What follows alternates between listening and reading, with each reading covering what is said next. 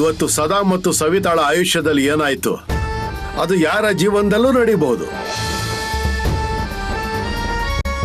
ಹಾಗೆ ಅಂತ ದೇವರ ಮೇಲಿನ ಶ್ರದ್ಧೆ ಮತ್ತು ಭಕ್ತಿ ಕಡಿಮೆ ಆಗಬಾರದು. ನಿಮ್ಮ ಗುರುವಿನ ಬಗ್ಗೆ ನಿಮ್ಮಲ್ಲಿ ಶ್ರದ್ಧೆ ಇರಬೇಕು. ಅವರು ನಿಮ್ಮನ್ನ ಹುಷಾರು ಮಾಡ್ತಾರೆ ಅನ್ನೋ ವಿಶ್ವಾಸ ಬೇಕು. ಸದಾ ಮತ್ತೆ ಸವಿತಾ ಇವತ್ತು ಪೂರ್ತಿ ದಿನ ಈ ಹುಡುಗಿಯನ್ನ ಇಲ್ಲೇ ಮಲಗಿಸಿದ್ರು. ಮಾಮ ಮಗಳನ್ನ ಹುಷಾರು ಮಾಡ್ತಾರೆ ಅನ್ನೋ ವಿಶ್ವಾಸ ಅವರಿಗಿತ್ತು, ಶ್ರದ್ಧೆ ಇತ್ತು.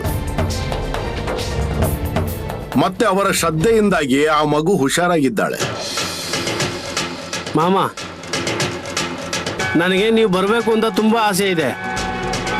ನಿಮ್ ಗೌರವನ ನಿಮ್ ಪಾದ ಪೂಜೆ ಮಾಡೋ ಅವಕಾಶ ಮಾಡಿಕೊಡಿ. ನಾನು ನನ್ನ ಸತ್ಕಾರವನ್ನ ಮಾಡಿಸ್ಕೊಂಡು ಏನಾಗೋದಿದೆ? ಅದು ಹಾಗೆಲ್ಲ ಏನಿಲ್ಲ ಮಾಮ. ಮಾಮ, ಈ ಕಾರಣದಿಂದ ನೀವು ನಮ್ಮ ಮನೆಗೆ ಬನ್ನಿ. ಊರಲ್ಲಿರೋ ಎಲ್ರಿಗೂ ನಿಮ್ ದರ್ಶನ ಪಡೆಯೋದಿಕ್ಕೆ ಅವಕಾಶ ಸಿಗುತ್ತೆ. ಮತ್ತೆ ನಮಗೆ ನಿಮ್ ಸೇವೆ ಮಾಡೋದಿಕ್ಕೆ ಅವಕಾಶ ಸಿಗುತ್ತೆ. ಸರಿ, ಆಯ್ತು. ಮಾಮ, ಮತ್ತೆ ನಾಳೆ ನೀವು ನಮ್ಮ ಊರಿಗೆ ಬನ್ನಿ. ನಾವೆಲ್ಲ ತಯಾರಿ ಮಾಡ್ಕೋತೀವಿ. ಗುಡ್ಸಿ, ಸಾರಿಸಿ, ರಂಗೋಲಿ ಹಾಕಿ ಎಲ್ಲ ತಯಾರಿ ಮಾಡ್ತೀವಿ. ಸರಿ, ನಾಳೆ ಬೆಳಗ್ಗೆನೆ ಬರ್ತೀನಿ. ಮತ್ತೀಗ ಶ್ರೀಭಾಮನ್ನ ಮನೆ ಕರ್ಕೊಂಡು ಹೋಗಿ ಬಿಸಿ ನೀರಿನಿಂದ ಅವಳಿಗೆ ಸ್ನಾನ ಮಾಡಿಸಿ ಹೊಸ ಬಟ್ಟೆ ಹಾಕಿ ಅರಿಶಿನ ಕುಂಕುಮ ಹಚ್ಚಿ ಅವಳು ದೇವರಿಗೆ ನಮಸ್ಕಾರ ಮಾಡ್ಲಿ. ಮತ್ತೆ ಹಾಗೆ ಇಲ್ಲಿಂದ ಮುಂದೆ ಈ ಪರಿಸ್ಥಿತಿ ಬರಬಾರದು ಅಂತ ದೇವರ ಮುಂದೆ ಕೈ ಜೋಡಿಸಿ. ಆಯ್ತು ಮಾಮ. ಹಾ,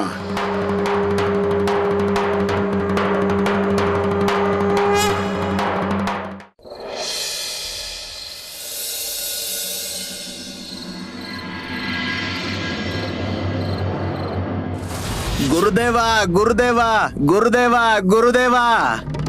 ಯಾಕೆ ಇರಿಸ್ತಾ ಇದ್ಯಾ? ಅಯ್ಯೋ, ಅಲ್ಲಿ ಏನಾಗಿಲ್ಲ ಅನ್ನೋದನ್ ಕೇಳಿ. ಆ ಮಾಮ ಇಡೀ ಊರವ್ರ ಮುಂದೆ ಸದನ್ ಮಗಳನ್ನ ಹುಷಾರ್ ಮಾಡಿದ್ದಾರೆ ಅನ್ನೋದು ಗೊತ್ತಾಯ್ತು ನನ್ಗೆ. ಮತ್ತೆ ಈಗ ಬೇರೆ ವಿಷಯನೇ ಕಿವಿ ಮೇಲೆ ಬೀಳ್ತಾ ಇದೆ. ಎಂತದ್ದು? ನಾವ್ ಅಂದ್ಕೊಂಡಂಗೂ ಆಗ್ತಿಲ್ಲ, ಮತ್ತೆ ನಮಗ್ ಬೇಕಾದ್ದು ನಡೀತಾ ಇಲ್ಲ. ಹೀಗೆ ಆದ್ರೆ ಮುಂದೆ ಏನ್ ಮಾಡ್ಬೇಕು? ಅಪ್ಪ, ಯಾಕೆಲ್ಲ ವಿಷಯಕ್ಕೂ ಅವಸರ ಮಾಡ್ತಿದ್ಯಾ ನೀನು? ಇನ್ನೂ ಇದೆ, ಸಮಯ ಇದೆ. ಗುರುದೇವ, ಊರಲ್ಲಿರೋ ಜನರಿಗೆ ಹುಚ್ಚು ಹಿಡ್ದಿದೆ, ಹುಚ್ಚು. ನಾಳೆ ದಿನ ಮಾಮೂನ್ ಅವರು ಊರೊಳಗಡೆ ಕರ್ಕೊಂಡ್ ಬರ್ತಾರೆ. ಮತ್ತೆ ಇನ್ನೂ ಜಾಸ್ತಿ ಜನ ಅವ್ರಿಗೆ ನಮಸ್ಕಾರ ಮಾಡ್ತಾರೆ. ಮನೆಗಳಲ್ಲಿ ಭಾವಚಿತ್ರ ಹಾಕ್ತಾರೆ, ಪೂಜೆಗಳು ನಡೀತವೆ. ನೀವೇ ಹೇಳಿ, ಆಮೇಲೆ ಊರಲ್ಲಿ ನಮ್ದೇನ್ ಉಳ್ದಿರತ್ತೆ? ಅಪ್ಪ, ಇದನ್ನೆಲ್ಲ ಹೇಳಿ ನನಗೆ ಎದುರ್ಸೋಕ್ ಬರ್ಬೇಡ. ನನ್ನ ಅಭ್ಯಾಸ ಯಾರ ಹತ್ರ ಆಗಿದೆ ಅಂತಂದ್ರೆ, ನನ್ನ ಗುರು ಹಿಮಾಲಯದಲ್ಲಿ ತಪಸ್ ಮಾಡಿದ್ದಾರೆ. ನನ್ನನ್ನ ಸಾದಾ ಸೀದಾ ಅನ್ಕೋಬೇಡ. ನನಗೆಲ್ಲ ಗೊತ್ತಿದೆ ಅಂತ ನಾನ್ ನಿಮ್ ಹತ್ರ ಬರ್ತೀನಿ. ಮತ್ತೆ ನಿಮ್ಮನ್ನ ನನ್ನ ಗುರು ಅಂತ ತಿಳ್ಕೊಂಡಿದ್ದೀನಿ. ಆ ಬಾಳು ಮಾಮನ್ ಮೇಲೆ ಇಷ್ಟೊಂದು ಜನ ಭರವಸೆ ಇಟ್ಕೊಂಡಿದ್ದಾರೆ. ನಾನು ಅವನನ್ನ ಹೇಗೆ ನೆಲಕ್ ಮುಟ್ಟಿಸ್ತೀನಿ ಅನ್ನೋದನ್ನ ನೋಡು ನೀನೆ. ಅಯ್ಯೋ, ಹಾಗೇನಾದ್ರೂ ಮಾಡಿ. ಈಗ ನಮ್ ಜೀವನಾದ್ರೂ ಉಳ್ಕೊಂಡಿದೆ. ಊರೊಳಗಡೆ ಗೌರವ ಅಂತೂ ಇಲ್ಲ. ನನ್ಗಿರೋದು ಅದೊಂದೇ ಕನಸು. ಹೀಗೆಲ್ಲ ನಡೆದ್ರೆ ಏನ್ ಮಾಡ್ಬೇಕು ಗುರುದೇವ? ನೀವೇ ಹೇಳಿ ಗುರುದೇವ.